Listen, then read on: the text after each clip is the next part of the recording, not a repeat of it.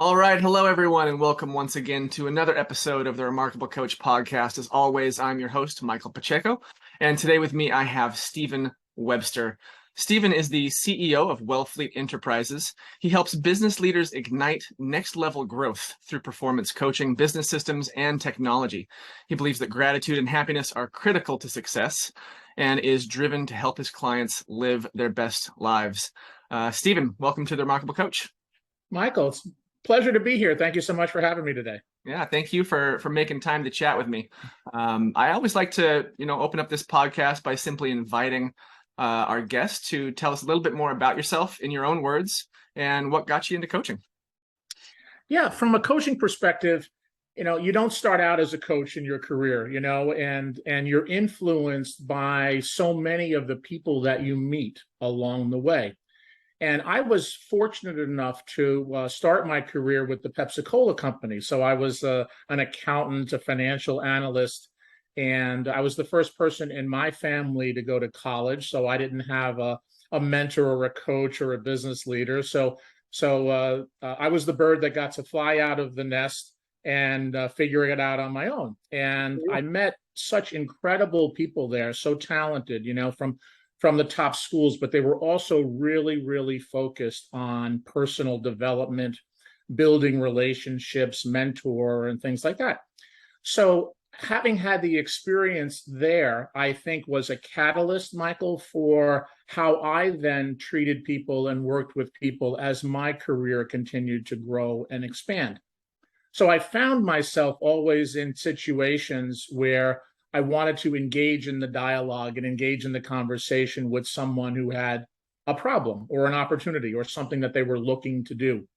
And I found myself becoming both a mentor and a coach, just kind of in a very natural way, and feeling really terrific about it when it could impact someone in a positive way. Mm-hmm. So as my career continued, because I really worked in corporate America for the early part of my career, ran a number of companies. So I was able to sort of take that mentor and leadership and coaching kind of style into my management style and into my leadership style. So in the days before COVID and in the days before hybrid workforces, right, everybody was in the same office.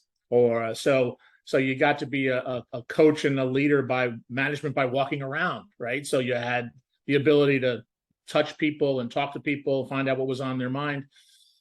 So as I continued in my career, people would basically come up to me and ask me for more advice. So it became a bit of a snowball, I guess, from an energetic perspective or from an energy perspective.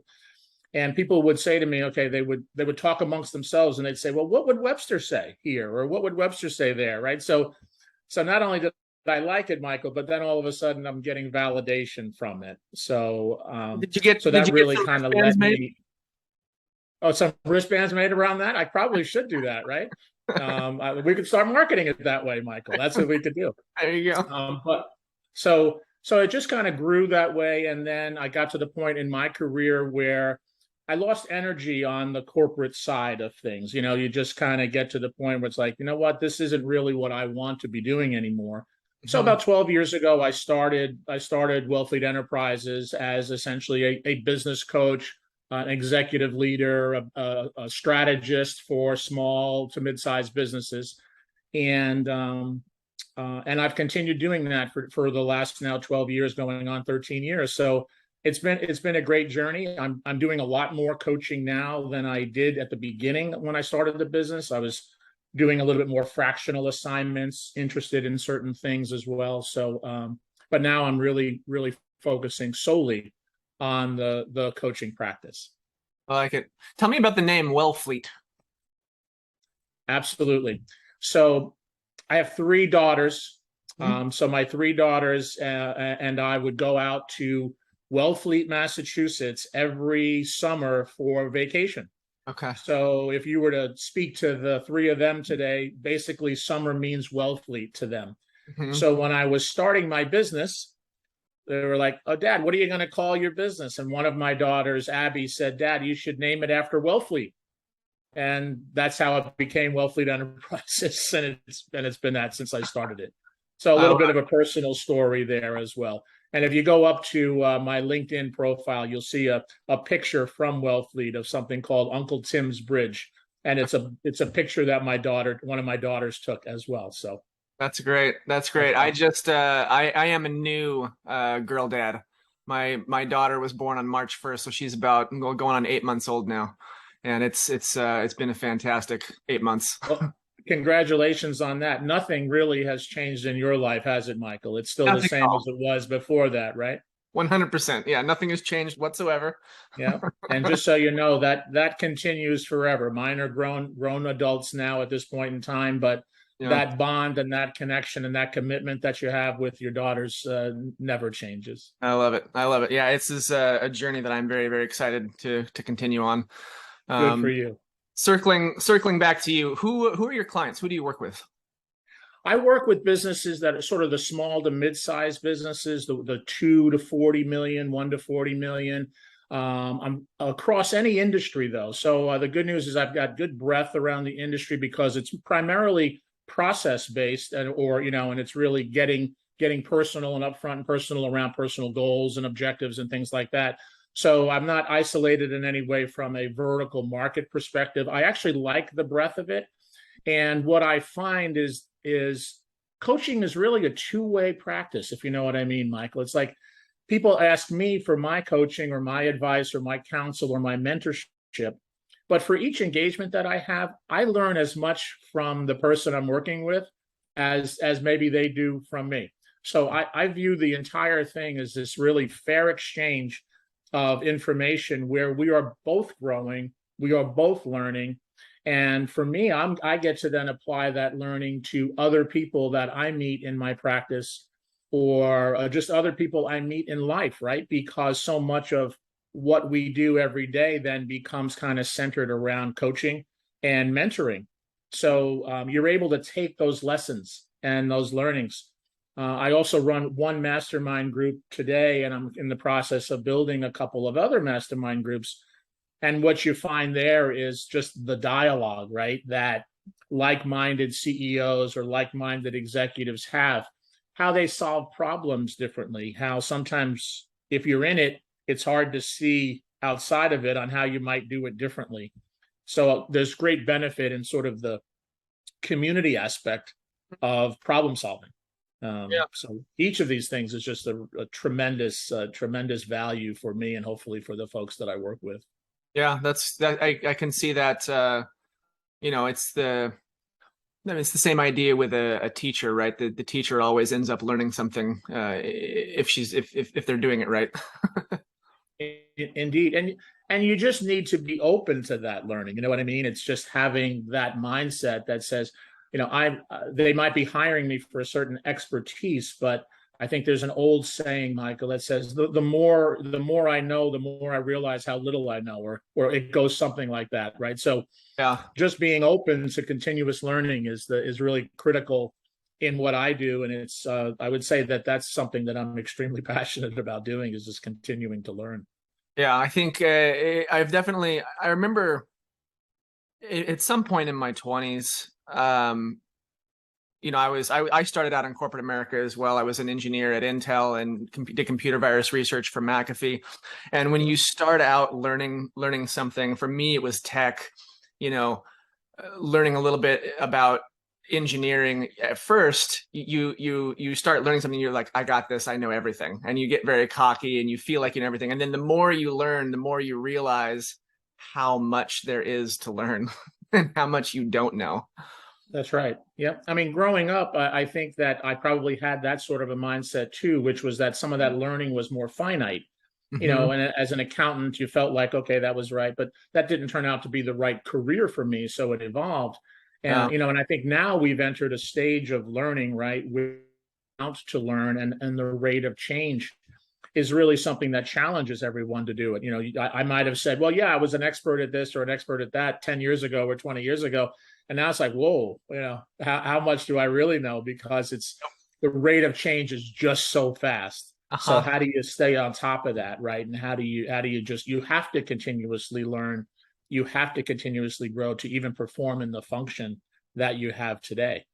100%, 100%. Yeah. You mentioned some masterminds, and you're starting two new ones. I want to circle back to that. Can you tell us a little bit about those?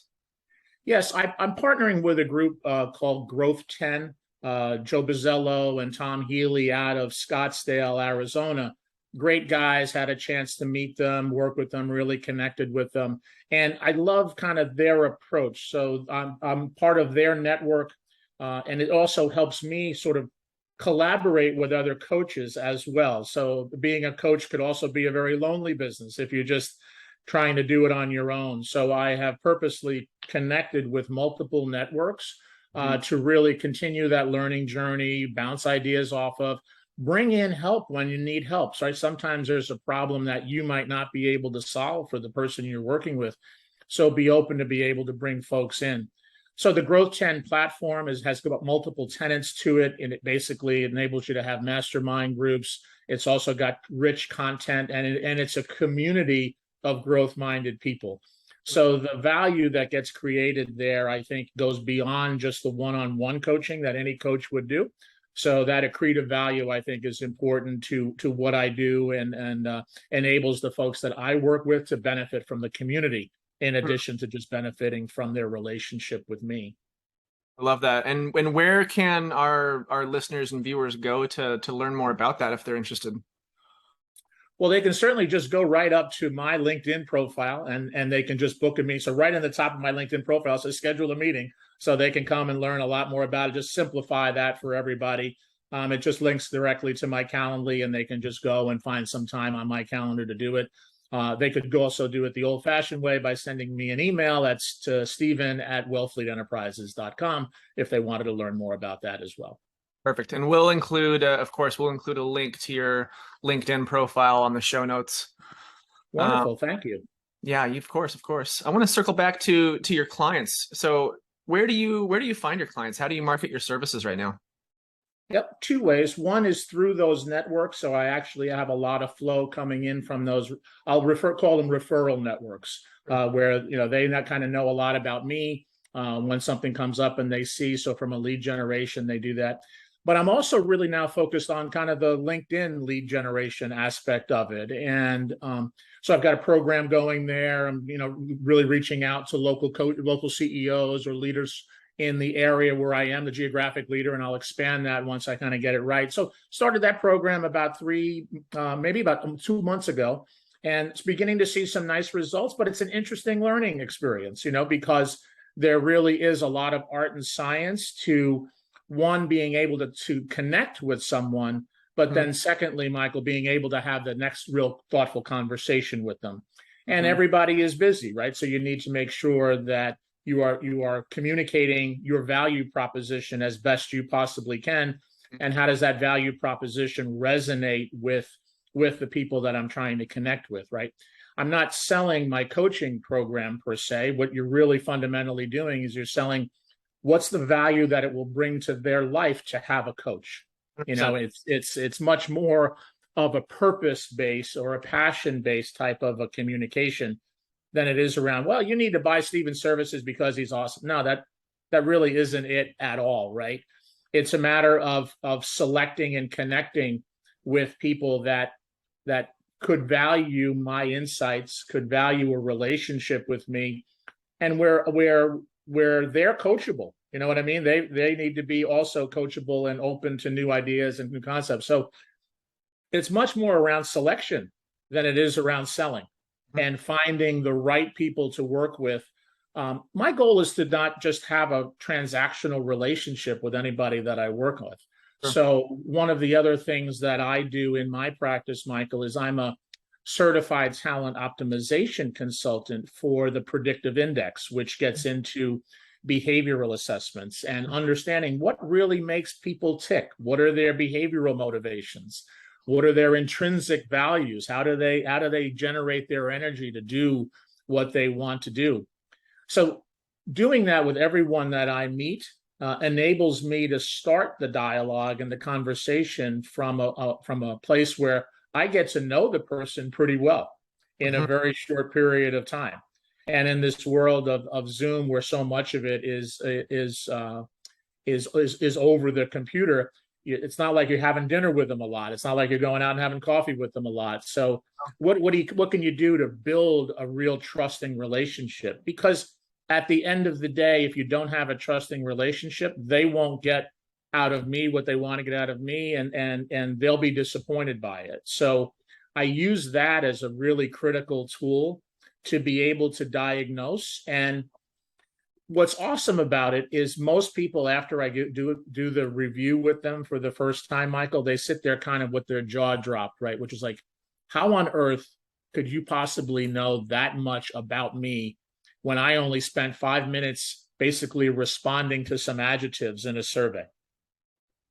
So the science around it, right, and the data around it, and the guys at Predictive Index, and there's many of them, right? There's DISC and there's Myers-Briggs and all of that, but I really went for and I had experience with all of them previous to the Predictive Index, but I leaned in on that one because I think they're really doing great stuff in the world of talent optimization, and the behavioral assessment is really just one part of their tool.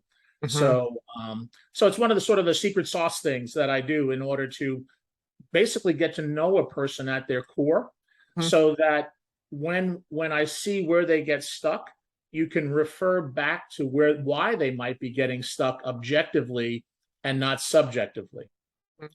Right? So it's just building that kind of a trusting relationship that I think creates a differentiated value proposition. 100%. I love this. And this is, this is a marketing conversation, and that's what we do. So I could talk about this for days. Right. But I love it. So, a couple things that I heard you mention, is you're telling people, when you're having these conversations with people, when you're selling your services, you're selling the benefits and not the features. You're talking about how they're going to benefit from what you do, the outcomes that they're trying to reach. You're not selling them on all the little tactics that you use to coach. You're selling them on the outcomes, which is so outcomes. Yeah, so absolutely. Yeah, so important, right? Because it's about the value and it's about the outputs, and that's what resonates with people, right? And I can also talk to them about how I've changed my life in positive ways to help motivate and inspire them, right? When you look at the way you're running your life, if you're on the hamster wheel and you're just trying to, and you're sitting there at the end of the week, and a lot of CEOs are like this and a lot of executives are like this. All right, I put in another 60 hours, I put in another 70 hours, I put in another 80 hours. I compromised my relationship with my family. I didn't work out. I didn't eat properly. I ate at 14 restaurants this week. When you rally all of that stuff together, all of that stuff doesn't allow you to present your best self in anything that you're doing. So I try to kind of dig into all of that stuff too. And a few years ago, and as you can tell, I have a little bit more gray hair than you do. So a few years ago, I was starting to feel some of the effects of, quote, aging, right? Certain things hurt. This didn't work as well as it once did. I wasn't as active as I once was. And I made a conscious decision to change that. And I found high intensity interval training was the right thing for me to do in order to get physically fit.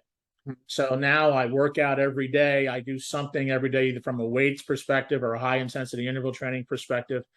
And what you find is that becomes a catalyst in your life. Is if you are physically fit, now all of a sudden you are more mentally fit.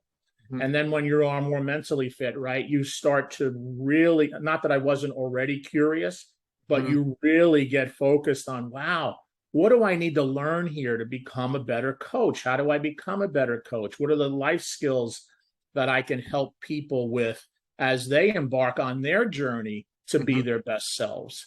So, it's a journey of continuous improvement, as we know. But when you can get those basic foundational building blocks in place, and then I could talk to them about how it's benefited me because I'm living it. Sure. That resonates a lot with the people that you talk to. Yeah. I think, we're kind of still really on the topic of marketing for coaches, right? And having those kinds of conversations where, or even doing podcasts like this. Right. You're really able to, well, not you. So let's a prospect, your ideal client is listening in on this, and they're really able to get a good sense and I was talking to another coach about this the other day. You're really able to get a good sense of who you are, of what you're like, a little bit about your personality. They can hear your voice, they can hear the inflections, they can hear you speak with passion about something, and they're either going to resonate with it or they're not going to. Or they're not. So you're naturally, by doing this kind of marketing, creating content, doing podcasts, video marketing. We were talking before we hit record about audio clips, right? Doing little audiograms for your social media. You're really able to naturally and organically qualify your ideal clients, because the ones that are resonating with the things that you're saying and how you're saying it, they're going to naturally be drawn towards that. They're going to follow you on social media. They're going to reach out to you and schedule that chemistry call.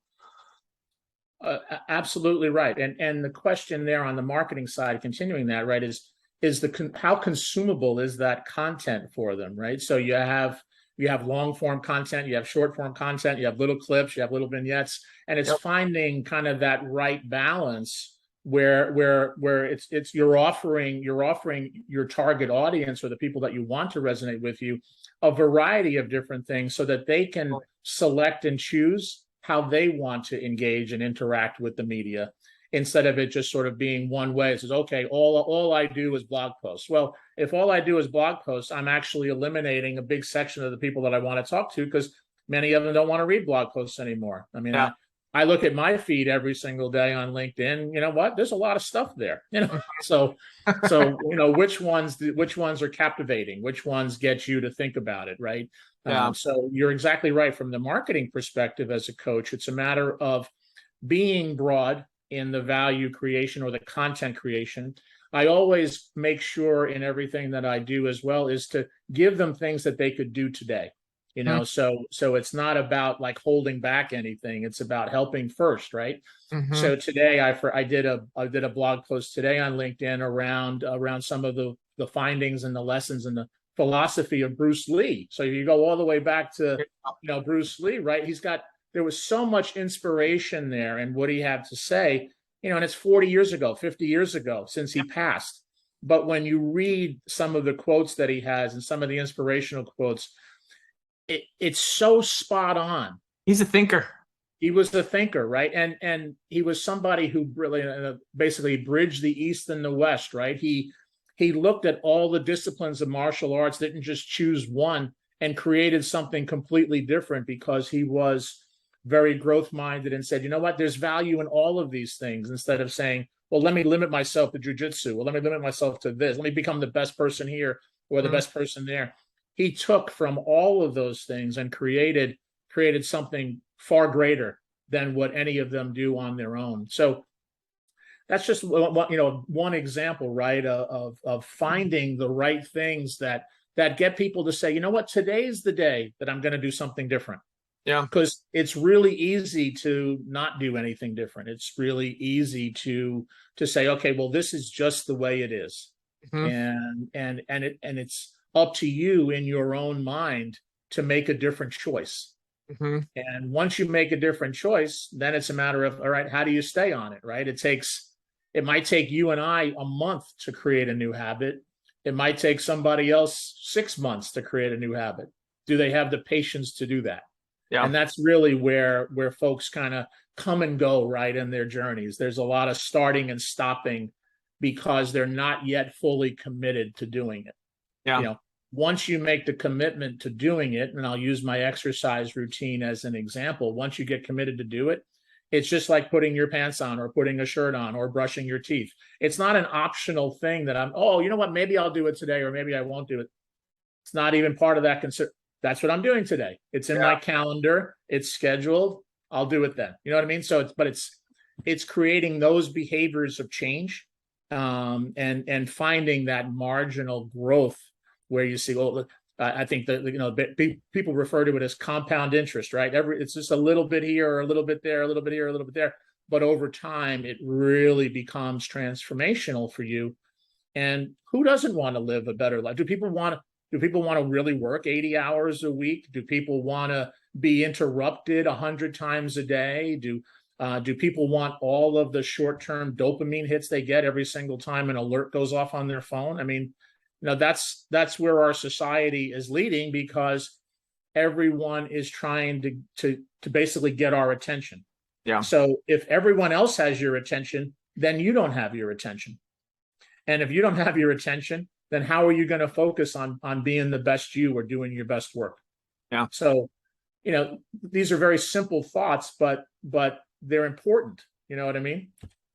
I love that. There's a lot to unpack there. One thing I will touch upon. I love that you brought up Bruce Lee in that, and I think one of the reasons that his messages over the years have resonated with so many people, and this is something that anybody can take away, for everything from marketing to actually sitting in a room and doing coaching, is Bruce Lee taught with metaphor. He did a lot with metaphors and these like aphorisms.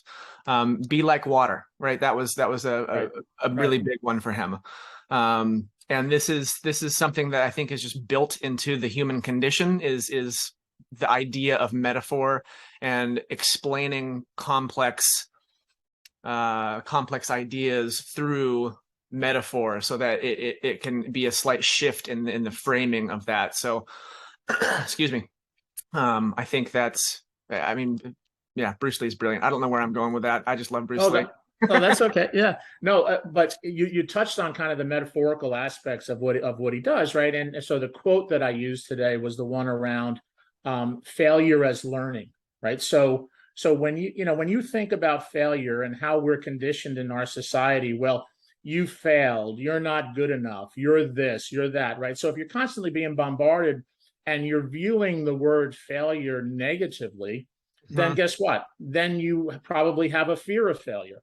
And if you have a fear of failure, then you stop trying new things. You stop going outside of the box. But if you pivot the word failure into learning, and you start thinking about it as, I learned something today. I learned something that I shouldn't do again. I learned something that I could do better. So if you just make just a small shift by saying failure is learning, then now it's a positive term. It's not a negative term, right? And our society loves to pound on the negative, as we know, right? And you hear a lot of negative things all of the time. So it takes a lot to stay above that fray. So you got to be strong, and you got to have your own mind there thinking about that stuff. But just a simple tweak in how you think about failure, and embrace it, right? Don't push it away, embrace it, because your greatest successes are just on the other side of your greatest fears. So if you never break through that's the learning point. That's the learning point. That's the point. That's the learning point. Most 100%. Yeah. And so if you never break through that barrier, how are you ever going to learn? Yeah. And when you talk to people, it's fascinating, right? When I talk to a lot of people, you talk to a lot of people. When you talk to them, Michael, and you ask them that question, right? How did you bust through your greatest fear? And then when you got to the other side, what did you say? You said, here's what you said. Why did I fear that? That was not that big of a deal. That's where most people end up on that, right? And now the question is does it become a repeatable behavior? Or do you have to go through that same process over and over and over again every single time you do it, right? Is it a learned behavior? Is it something that you can make part of your biology instead of having the fear as part of your biology? Right. Yeah. My one of my coaches, I've got a few of them. One of my coaches taught me to look for patterns in my life and ask myself, look at things that work or don't work in my life and ask myself, is this a pattern for me? Is this a habit? And is it serving me? And you can make intelligent, strategic decisions in your own life on your habits and patterns based on that question, right? Is this serving me? Is this something that's serving? Is this working for me, or is this working against me? And I think that's one of the reasons why life tends to, life certainly gets more complicated as you get older, but it also gets a little bit easier in the sense that when you come up against something that appears to be difficult, you've been through some shit already. Right. And you know that whatever happens is probably, we're going to be okay. Right. And that's great. That's great advice, right? That your coach and your mentor gave you. Because he's spot on, right? Look at the things that are in your life, evaluate them. Just because you've always done them doesn't mean you have to continue to do them. If they're not creating value, or if for some reason it leads to some toxicity in your life, right? You're doing them, and you're attracting people that are negative in your life, or creating stress or anxiety or any of those things. You have to be brave. You have to decide what are the things that are going to make you happiest in your life. And lots of time, many people are always thinking about others. And I'm not knocking the fact that they're always thinking about others. It's important to think about others, but they shouldn't think about others at the exclusion of themselves. Sure. They shouldn't look to others for happiness, right? Mm-hmm. And that's another Bruce Lee kind of metaphor, right? Is your happiness comes from within. Mm-hmm. It's not anyone else's responsibility to make you happy. Mm-hmm. You don't have to live up to anyone else's expectations. You just need to live up to your own. Mm-hmm. But it's then defining what those expectations for your own life are, and finding the passion, right? And finding that purpose as to why we're here. Are we here to make money? Well, yeah, that helps, right? Because we have children, we have a life, we have a house, and all. So yes, you need that. But what are you really doing, right? What are the things that you're doing to impact people's lives? What are the things that you're doing to create value? What are those things that result in making money versus just focusing on the dollar? And these are just life lessons, right? I wish I was this wise 20 years ago, Michael. Sure.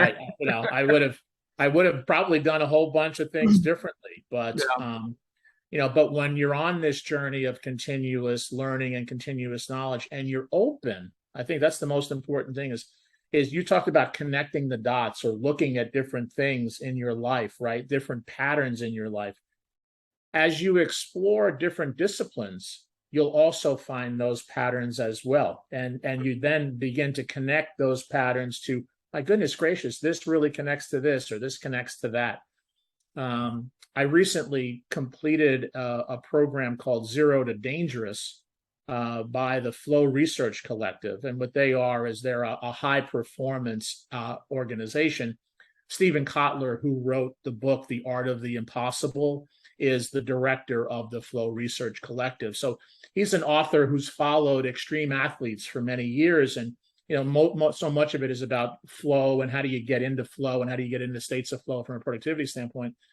But the lessons and the learning in that are so profound around the neuroscience of what things get released in our brains, right? If you're an adrenaline junkie, that's one thing. If you're a dopamine junkie, that's another thing, right? But how it all kind of fits together. But becoming aware of those things, and becoming aware of how you can essentially hack your biology to become better than what you are, and become more productive.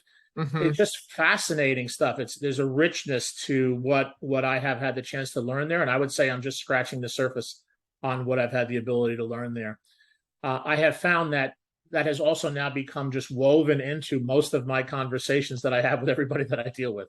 So it's become sort of second nature already for me, and it becomes a value proposition for the folks that I talk to.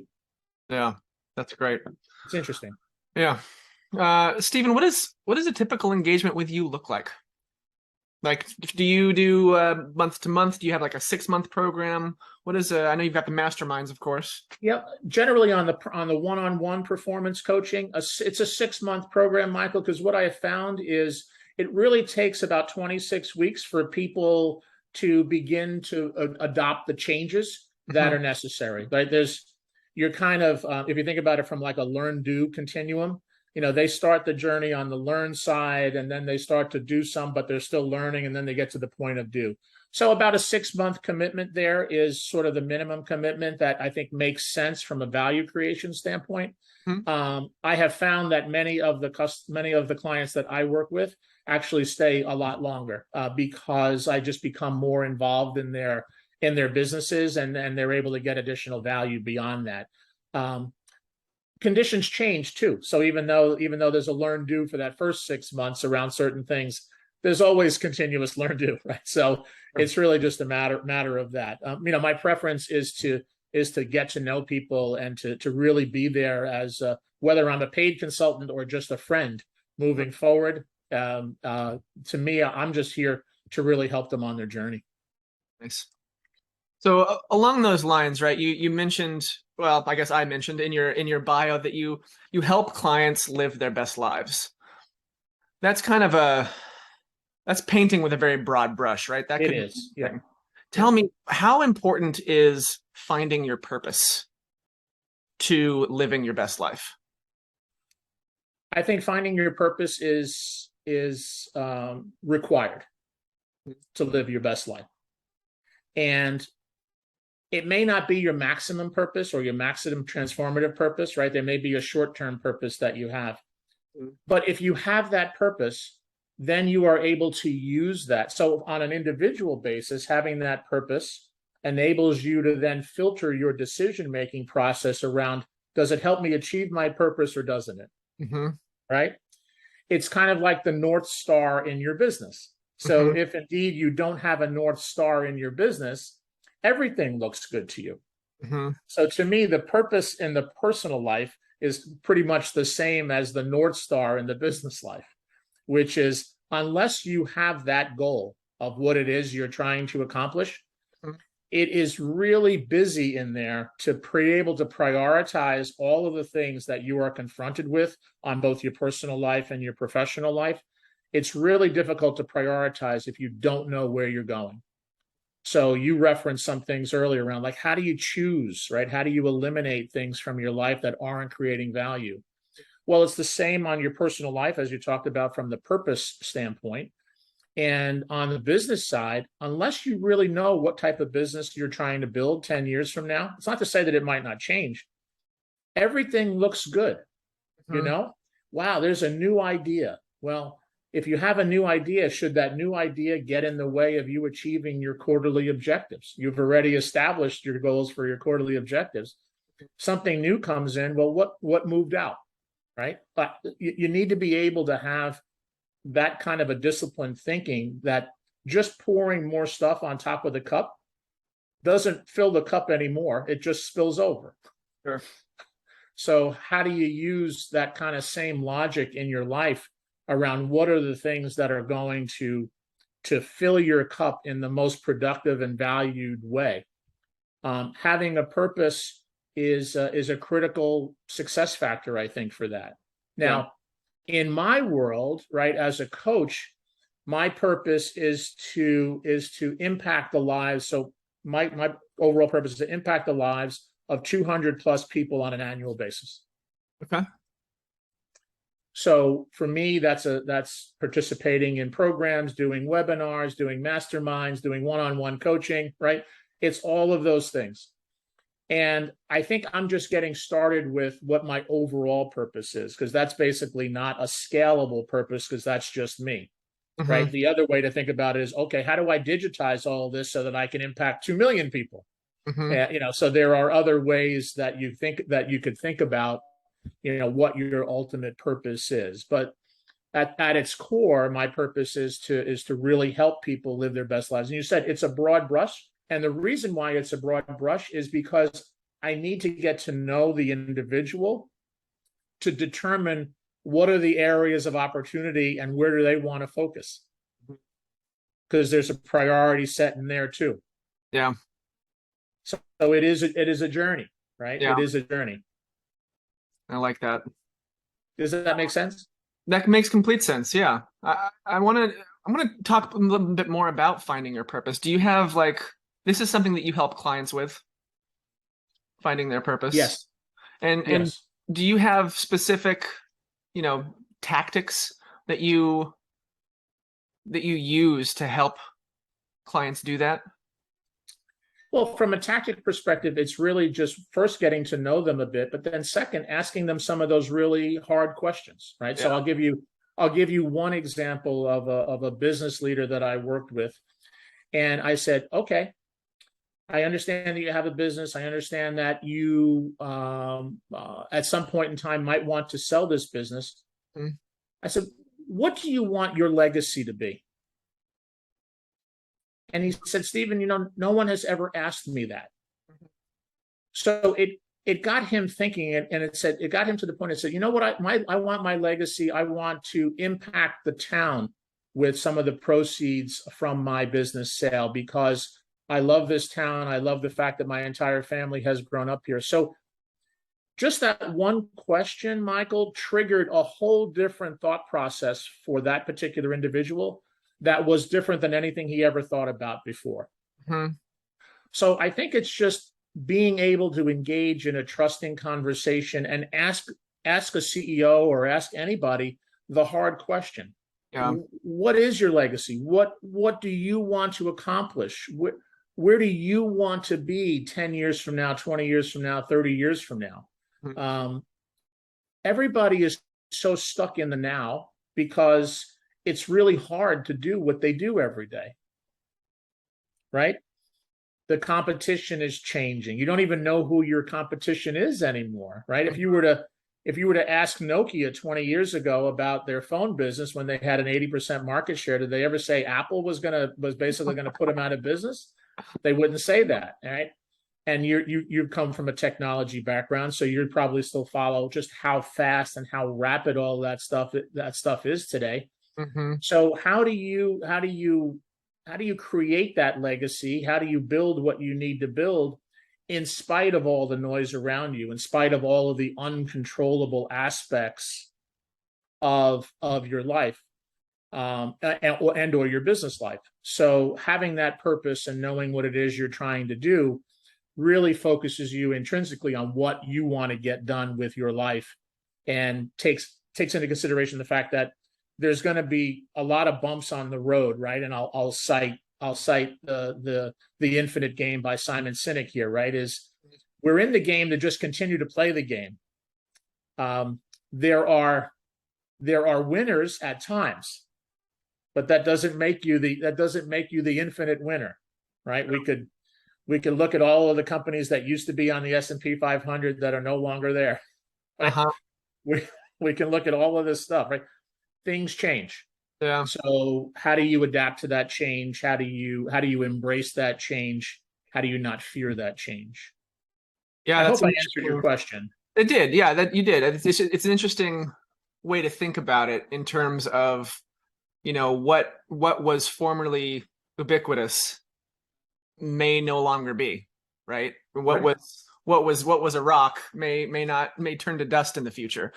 And so what does that mean for you in the way that you're going to go about living your life and leading your company? Right. That's right. Yeah. There's another interesting little book that I'll mention for you too, Michael, and it's by Dan Sullivan. Dan Sullivan leads the Strategic Coach. I'm sure you've heard of him. Mm-hmm. But it's My Plan to Live to 156 years old. It's Dan's plan, not Steve's plan. Steve still we're trying to figure out his plan for that. But it's another very provocative way to think about your life. Uh-huh. And as we know, right, if you take better care of yourself, and as medicine continues to improve, the likelihood that we're all going to live longer is a lot higher than it was. Huh? So Sure. The question is on a lens of, okay, am I going to live another 60 years? How do you want to live? How do you want to live independently, right? Do you want to be in a home? Do you want to go live in Margaritaville? Like, what are the things that you want to do? And you have a lot of options. But the question is that what are you going to do to own that life? And there are things that you can do to basically say, I want to stay as healthy as I possibly can, right? I want to have all my faculties. I want to make sure that I'm active and doing stuff for as long as you can, because it enables you to do two things. One, it enables you to accomplish more in your life. Yeah. And it also enables you to share more with more people that you're going to meet on your long journey of life. Mm-hmm. So it's just another one of those kind of interesting books, Michael, to reframe your thinking. Yeah. I interact with a lot of folks who are my chronological age. Hmm? And folks who are my chronological age are counting the days till they retire. They're having lunch at McDonald's, right? They're doing all of that stuff. And I actually don't really want to hang out with them anymore, Michael, because it's not my destiny. It's not my journey, right? I've chosen a different path. I want to hang out with people who were younger. I want to be like the tribal thing again, right? Where you learn from the elders, but the elders learn from the young too. So, Yeah.